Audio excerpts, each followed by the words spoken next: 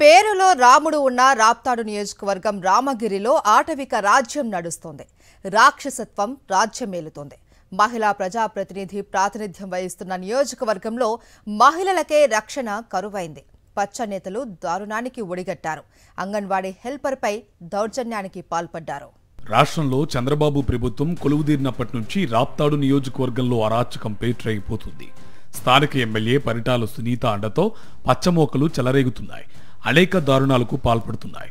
తాజాగా శ్రీ సత్యసాయి జిల్లా రామగిరి మండలం మంగాపురంలోని అంగన్వాడీ హెల్పర్ ఇందర్జాపై టీడీపీ కార్యకర్తలు దౌర్జన్యానికి పాల్పడ్డారు. టీడీపీ కార్యకర్త గొల్ల శ్రీనివాసులు కుమారుడు విష్ణు హెల్పర్ పోస్టు తమ వారికి కావాలని రాజీనామా చేయాలని ఇంద్రజను కొద్ది రోజులుగా బెదిరిస్తున్నాడు. తాజాగా పట్టపగలే గొల్ల శ్రీనివాసులు, విష్ణు, అతడి భార్య నాగమ్మ, బావమరది ఓబులయ్యలు ఇందర్జా ఇంట్లోకి చొరబడ్డారు. ఆమెను భర్త నరసింహమూర్తిని చెప్పులు, కట్టెలతో కొట్టారు. చీర పట్టుకుని బయటకు లాక్కెళ్లి చీపురుతో కొట్టారు. ఈడ్చుకు వెళ్లి కాళ్లతో తన్నుతూ చితకబాదారు. అంగన్వాడీ హెల్పర్ పోస్టుకు రాజీనామా చేయకపోతే చంపుతామని బెదిరించారు. టీడీపీ అధికారంలోకి వచ్చిన తర్వాత నా మీద దాడులు చేయడం మొదలయ్యాయి. నువ్వు స్కూల్ దగ్గరికి వచ్చావంటే నిన్ను చంపేస్తామని బెదిరిస్తున్నారు. గొల్ల శ్రీనివాసులు వాళ్ళ భార్య గొల్ల నాగమ్మ మరోసారి దాడి చేశారు. గొల్ల విష్ణు అనే వ్యక్తి నాకు కాల్స్ చేయడం, నాకు మెసేజెస్ చేయడం, నా మీద హరాస్మెంట్ చేయడం. ఇందర్జా దంపతులపై దౌర్జన్యం జరిగి 24 గంటలైన టీడీపీ వర్గీయులు ఇందర్జా ఇంటిపై దాడి చేసిన వీడియోలు, ఆమె తీసిన సెల్ఫీ వీడియోలు సోషల్ మీడియాలో వైరల్ అయినా పోలీసులు ఎలాంటి చర్యలు తీసుకోలేదు.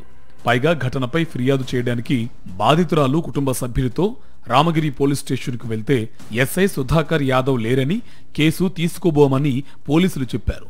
దిక్కుతోచని స్థితిలో బాధితురాలు ఇందర్జా సెల్ఫీ వీడియో ద్వారా తనపై జరిగిన దాడిని వెల్లడించారు. ఎమ్మెల్యే పరిటాల సునీత, ఆమె కుమారుడు శ్రీరామ్ అండ చూసుకునే విష్ణు వేధించసాగాడు.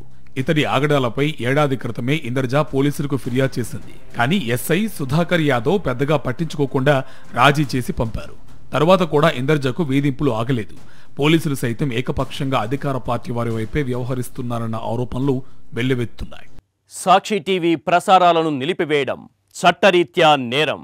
సాక్షి టీవీ ప్రసారాల కోసం మీ స్థానిక కేబుల్ ఆపరేటర్ను వెంటనే సంప్రదించండి.